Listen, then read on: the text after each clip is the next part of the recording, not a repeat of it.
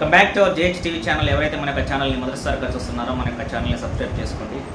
ఈరోజు వీడియోలో భాగంగా దాదాపు ఆంధ్ర రాష్ట్రంలో ఎవరైతే యూట్యూబర్స్ ఉన్నారో యూట్యూబర్స్ కానీ సినీ ప్రముఖులు కానీ దాదాపు తీగలాగితే డొగగదిలినట్టు బెట్టింగ్ యాప్ల విషయంలో ఒక్కొక్కరు బయటికి వస్తున్నారనమాట. దాదాపు ఈ విషయం మీద ఎవరైతే నా అన్వేషణ యూట్యూబర్ అయినటువంటి అన్వేష్ ఎప్పుడైతే ఏదైతే ఇండియా వస్తున్నాము అని దాదాపు ప్రపంచ యాత్ర ముగించుకొని ఆయన రాబోతున్నటువంటి సందర్భంలో ఒకరి వెంట ఒకరిని ఊపిరాడకుండా చేస్తున్నాడు. వాళ్ళల్లోనే బన్నీ సన్నీ యాదవ్, దాని తర్వాత ఇమ్రాను, దాని తర్వాత ఇంకా బిగ్ బాస్ విన్నర్ అయినటువంటి ప్రశాంత్ కిషోర్, వీళ్ళందరి మీద మూకుమ్మడి దాడి చేసి వీళ్ళ యొక్క అరాచకాలను బయటపెట్టడం మొదలుపెట్టాడు. ఈ విషయం మీద సజ్జనారు కూడా సపోర్ట్ ఇవ్వటము, ఒకరి తర్వాత ఒకరిని లాగుతుండటం అనేటువంటిది దాదాపు ఎవరు కూడా తప్పించుకునేటువంటి పరిస్థితుల్లో లేరనమాట. ఈ విషయం మీద దాదాపు ఈ యొక్క టాపిక్ సెలబ్రిటీస్ యొక్క అరెస్ట్ కూడా దారి చేసేటువంటి అవకాశాలు కనిపిస్తున్నాయి. ఈ కోణంలోనే దాదాపు ఈ విషయంలో అర్జున్ రెడ్డి అయినటువంటి అర్జున్ రెడ్డి, విజయ్ దేవరకొండ, దాని తర్వాత శ్రీముఖి, ప్రకాష్ రాజు, రానా, తర్వాత మంచు లక్ష్మి, పెద్ద పెద్ద సెలబ్రిటీస్ కూడా ఈ యొక్క బెట్టింగ్ యాప్లు ప్రమోట్ చేశారనేటువంటి వార్తలు రావడంతో ఈ యొక్క వార్తల్లో భాగంగా దాదాపు 18 మంది సెలబ్రిటీస్ని అరెస్ట్ చేయడానికి మరియు ఎంక్వైరీ చేయడానికి మరియు ఇంట్రాగేట్ చేయడానికి రంగం సిద్ధం చేశారు తెలంగాణ సిపి అయినటువంటి సజ్జనార్. తర్వాత వచ్చేసి వీళ్ళల్లో మొదటి వికెట్గా విష్ణుప్రియాని ఈరోజు ఇంట్రాగేషన్ చేయడం జరిగింది. ఆమె చెప్పినటువంటి విషయాలను కానీ ఒకసారి మనం పరిశీలించినట్లయితే విసిపోయేటువంటి నిజాలను ఆమె బయటపెట్టింది. అవును, ఒక నిమిషానికి ₹1,00,000 ఛార్జ్ చేస్తుంటున్నాను, అటువంటి దాదాపు ఇప్పటి వరకు దాదాపు 15 బెట్టింగ్ యాప్లను ప్రమోట్ చేశాను అని ఆమె కుండబద్దలు కొట్టినట్లు ఒప్పుకోవడం జరిగింది. వాంగ్మూలాన్ని కూడా ఇవ్వడం జరిగింది. ఈ విధంగా ఒక నిమిషానికి ₹1,00,000 వసూలు చేసేటువంటి సెలబ్రిటీస్ కానీ మరియు ఫేమస్ యూట్యూబర్స్ కానీ ఎన్ని కోట్లు ఇల్లీగల్గా వాళ్ళు సంపాదిస్తున్నారో మనము అర్థం చేసుకోవచ్చు. ఈ విషయంలో దాదాపు బన్నీ సన్నీ యాదవ్ కానీ, దాని తర్వాత ఇమ్రాన్ కానీ, దాని తర్వాత వచ్చేసి హర్ష సాయి కానీ, తర్వాత వచ్చేసి ప్రశాంత్ కిషోర్ కానీ, వీళ్ళు ఎన్ని ప్రమోట్ చేశారు, ఎన్ని యాప్లు ప్రమోట్ చేశారు, ఎన్ని కోట్ల రూపాయలు వాళ్ళు సంపాదించారు అనేటువంటిది మనం క్యాలిక్యులేట్ చేసుకోవచ్చు.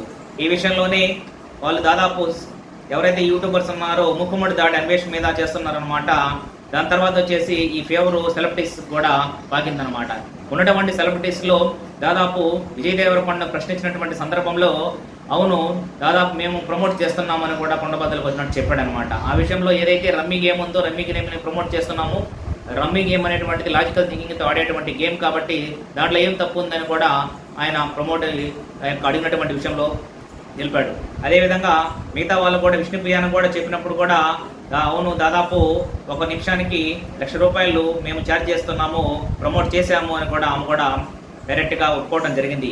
మిగతా వాళ్ళు కూడా దాదాపు ఎవరైతే సెలబ్రిటీస్ ఉన్నారో వాళ్ళు కూడా రమ్మీ గేమ్ కానీ మిగతా విషయంలో వాళ్ళు చేసినటువంటి తప్పు అని తెలిసినా కూడా ధైర్యంగా వాళ్ళు ఒప్పుకొని ముందుకు వస్తున్నారు. అంటే ఆ విషయాన్ని మనము ఎలా అర్థం చేసుకోవాలనేటువంటిది కూడా, అంటే రమ్మీ అయినా సరే, దాని తర్వాత బెట్టింగ్ గేమ్లు అయినా సరే యువతని ప్రక్కదో పట్టిస్తున్నాం అనేటువంటి విషయం వాళ్ళు 100% గుర్తుంచుకోవాల్సినటువంటి అవసరం ఉంది. ఈ విషయం ఇల్లీగల్ అని కూడా మనం చెప్పవచ్చు. ఈ విధంగా సెలబ్రిటీస్లో ఇంకా మిగతా వాళ్ళని ఒకసారి మనం పరిశీలించినట్లయితే శ్రీముఖి, సిరి, వర్షిణి, వాసంతి, శోభా శెట్టి, అమృత, పావని, నేహ, పండు, పద్మావతి, ఇమ్రాన్, విష్ణుప్రియ, హర్ష సాయి, సన్నీ యాదవ్, శ్యామల, టేస్టీ తేజ, రఘు, సుబ్రిత, వీళ్ళందరూ ఫేమస్.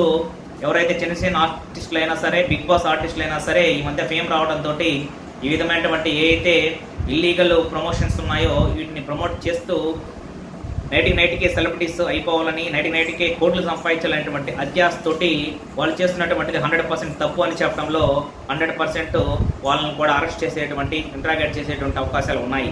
ఈ విషయంలో ఎవరైతే దాదాపు కొంతమంది ఇప్పుడు నాన్ వేషన్కి దాదాపు ఎంతోమంది ఎన్నో ఆఫర్స్ కోట్లలో ఇచ్చినా సరే ఆయన చెప్పలేదన్నమాట.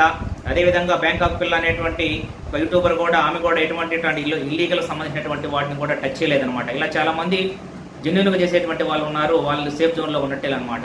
ఎవరైతే మిగతా వాళ్ళు ఉన్నారో ఒకరు తర్వాత ఒకరు బయటికి రావడం జరుగుతుంది. ఈ యొక్క అరెస్టులు మరియు ఈ యొక్క బెట్టింగ్ యొక్క కుంభకోణం అనేటువంటిది ఎంతవరకు దారితీస్తుంది అనేటువంటి దాని గురించి కూడా మనం వేచి చూడక తప్పదు. ఈ విషయంలో హర్ష సాయిని ప్రశ్నించినప్పుడు హర్ష సాయి కూడా 100% లీగల్గా ఉన్నటువంటి యాప్లు మాత్రమే నేను ప్రమోట్ చేశాను, అవసరమైతే మీరు చెక్ చేసుకోండి నా యొక్క హిస్టరీ అని ఆయన కూడా ధైర్యంగా చెప్పడం జరిగింది. ఇవన్నీ కూడా ఒకదానికి ఒకటి రావడం జరుగుతుంది. ఇవన్నీ ఈ యొక్క వెరిఫికేషన్స్ జరుగుతున్నాయి. ఈ యొక్క వెరిఫికేషన్లో జరిగినటువంటి విషయంలో ఎవరైతే ఇల్లీగల్ అని తేలినట్లయితే 100% కటకటాల పాలు కాక తప్పదనేటువంటిది కూడా వాళ్ళు తెలుసుకోవాల్సినటువంటి అవసరం ఉంది.